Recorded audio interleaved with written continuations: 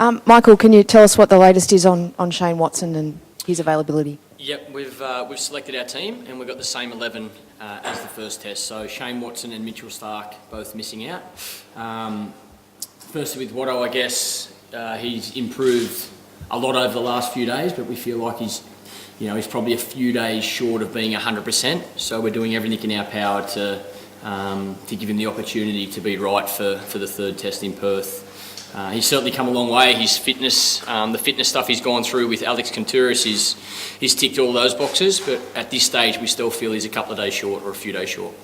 So you were pretty clear, I guess, before the Brisbane test that you wanted him to be bowling to sort of guarantee his selection. Is that still your feeling, that he really needs to be kind of 100%? That's still Watto's feeling as well. He sees himself as an all-rounder. He wants to be an all-rounder. He knows the impact he has in this game with both bat and ball, and he's a huge part, like I say, of our squad when he's doing both very well. So yeah, our plans are to try and get him to 100% as quickly as we can, knowing that we've got 8 days now before the third test in Perth. Dan. Michael, explain the thinking behind keeping the same bowling attack and obviously Mitchell missing out. Well, I think we had a lot of success last summer. I thought we did really well after, obviously, day 2 there was rain in Brisbane, but after day 1 I thought the bowlers come back really well. We took 14 of the South African wickets, where they took 5 of ours. I think we've got a good combination. We've got a good mixture of aggression, but also bowlers that can bowl long spells and dry runs up if required out there on that wicket, which generally at Adelaide there's periods of the game that you have to bowl quite tight. I think we've improved as a bowling unit throughout that whole first test. We improved, and I'm confident as a team we'll be better for the hit out in Brisbane and come out and perform better in this second test. Do you think Ben Hilfenhaus in particular is going to be better for that run in Brisbane and also the work he's done with Ali in between tests? I think all the bowlers will, to be honest. I think it's there was a few nerves, I guess, on day 1, and we'll all, it was our first game together as a team for quite a while. So I think everybody will be better for that. Chris? Morné Morkel said he was going to hit you with more short balls. How do you respond to that? Do you welcome the challenge, I suppose? And how do you think you played the short ball against him in Brisbane? I guess it'd be no different to Cape Town or Brisbane or Joburg. I've had it my whole career, I guess. I've faced a lot of bounces throughout my career, and yeah, I'm sure this week it'll be no different here in Adelaide and WA. I thought I got a fair few in Brisbane, so you can only bowl 2 and over, so it means I've got 4 other balls to look forward to in the over. Just down the back. Just with the last bowling spot, Starke and Hilfenhaus, was there much thought given to changing, or was it a pretty clear-cut decision? I don't think it was as clear as Starke versus Hilfenhaus. I think there was certainly talk about Starkey coming into the 11. He's performed really well for New South Wales. He's been bowling beautifully in the shorter form of the game, and in the nets as well. I just think we feel at the moment that, like I say, our squad or our attack improved as the game went on in Brisbane. This attack's had some success, especially last summer against India in these conditions, and we're confident that we've picked the right attack to take 20 wickets. Yeah. Oh, you good? Sorry. Yeah, just with the bowlers then, how much different do they have to approach it here in Adelaide to what they did at the Gabba? There's obviously difference in conditions. The pitch is a lot different out there to what it is in Brisbane, but the advantage we have is all these 3 cooks have played a fair bit of cricket out here, so we know the conditions before we take the field. Our execution needs to be better on day 1, whether that's with the bat or with the ball. As a team, we've addressed that, and like I say, I think there was a few nerves leading up to the first test in Brisbane. We have no excuse to not be better, especially on day 1 come tomorrow. Now, Michael, from the moment that it appeared from the moment that Shane Watson arrived here that he was never going to be able to bowl. Apparently his workloads weren't up, and he sort of certainly at the first opportunity seemed to rule himself out as a bowler. Yeah. Should it have always been that he just joined the squad with an effort to get fully fit for Perth, rather than the Willie Owani sort of speculation that went on for days before the final decision was made? I think it was all in good intent. I think the intent was great that we, Watto plus support staff plus the team want him back out on the park. We want him playing because we know how important he is to our group. As a player, there's no doubt about that. I just think we've given Watto every chance, and like I say, I just think we feel support staff, selectors, And Shane as well, probably feel is a few days short of being at his best. So, yeah, I don't think the speculation has had any impact on the team. I think the guys have all gone about their work as well as they can. I guess, Rob Quiney still did all of his preparation over the last 3 days in the nets, did plenty of batting and catching and things like that. So I don't think it's had an effect on the team. I just think we had really good intent to give Watto every opportunity to get back out in the park. It's just, unfortunate that he's run out of time. Corey?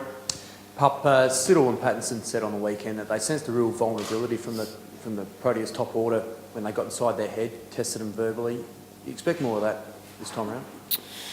Well, I said in my column, I think the intent, how we play our best cricket, I think the Australian way is to play good, positive, aggressive cricket, but also understand that there's a line that you can't cross.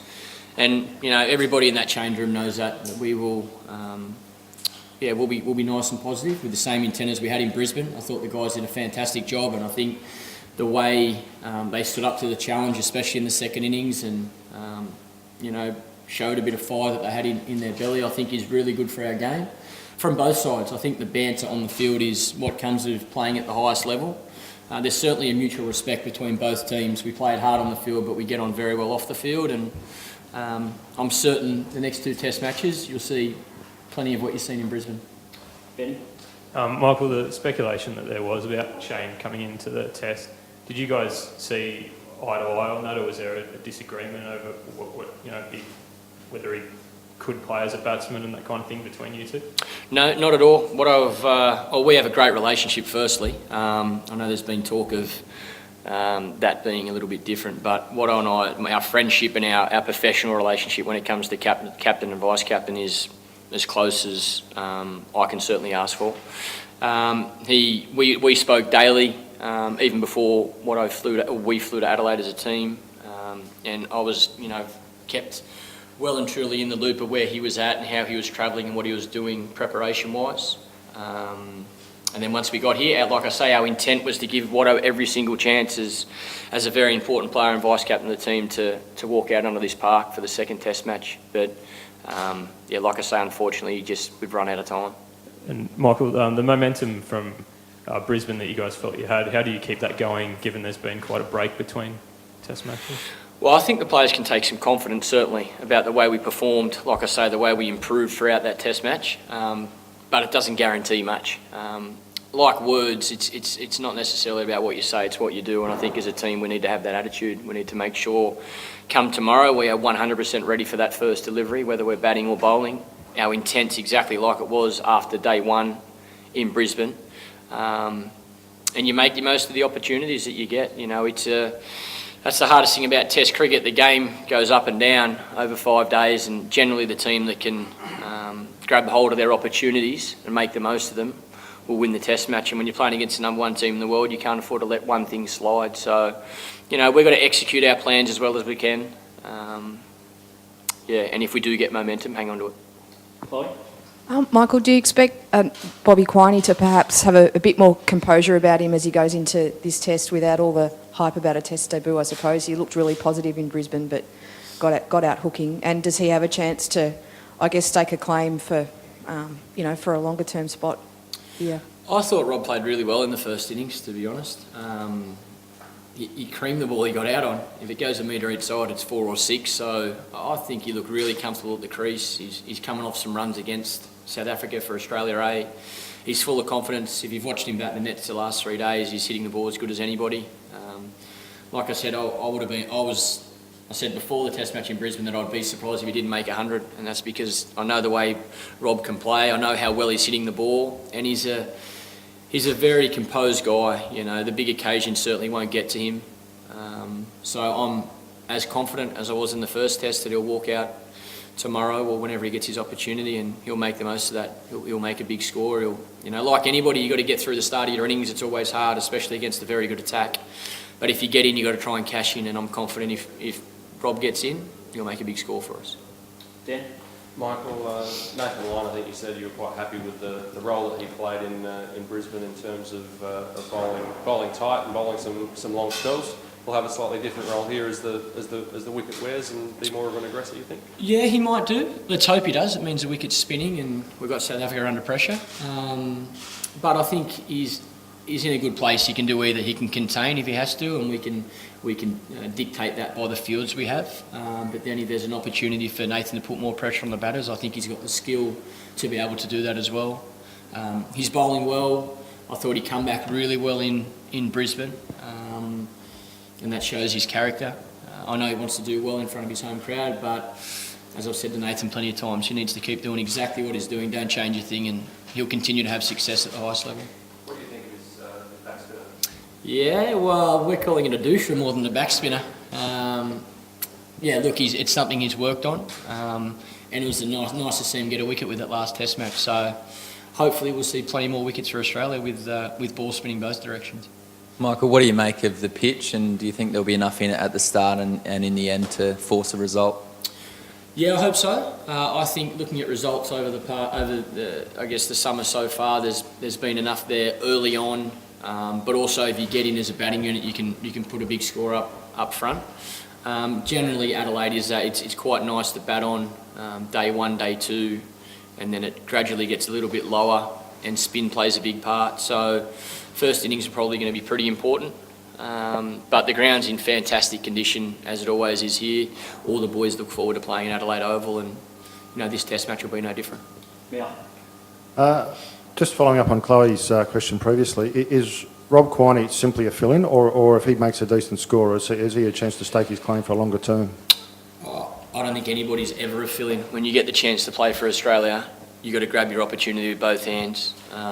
All you can do is score runs as a batter, and as a bowler, all you can do is take wickets, and Rob's no different. If he can grab hold of this opportunity, then we worry about that come the third Test. But like I say as well, it's always a good problem to have. We want as many guys scoring runs and taking wickets, whether that's for Australia or first-class cricket as possible. But no, to me, there's no such thing as a fill-in when you get the chance to play for Australia. He's earned the right, that's for sure. Michael, you mentioned the ground's in fantastic condition, but is it going to be a bit weird playing with only half the, with the stands down and all that? It'll certainly be different. But yeah, look, I think the South African Cricket Association have great plans for the ground. I think it's exciting for South Australia. Did I say South African then? Sorry, South Australian. They might have great plans as well. South Australia has great plans for this ground. Like I say, it doesn't change the condition of the outfield or the pitch. They're still in fantastic nick. It's certainly going to be different not seeing people sitting on both sides of the ground, but come 12 months, 18 months when all the stands are up, I think it's going to be really exciting for the future of this great ground. One. Michael, Matthew Wade had a good solid Test in Brisbane, his first in Australian soil. How do you feel he's sort of settling into the team? I feel like Wadey's been here for 5 years, to be honest. He's that type of guy. He's a very hard worker. He goes about his work the right way, that's for sure. He's got goals to become better and become the best player he can be. I think he's a wonderful talent, and we've seen a slight piece of that in Brisbane, the way he bats. And I think his keeping continues to improve. Like I say, he's a great guy to have in the group, and he's in for a bright future, that's for sure. Ben.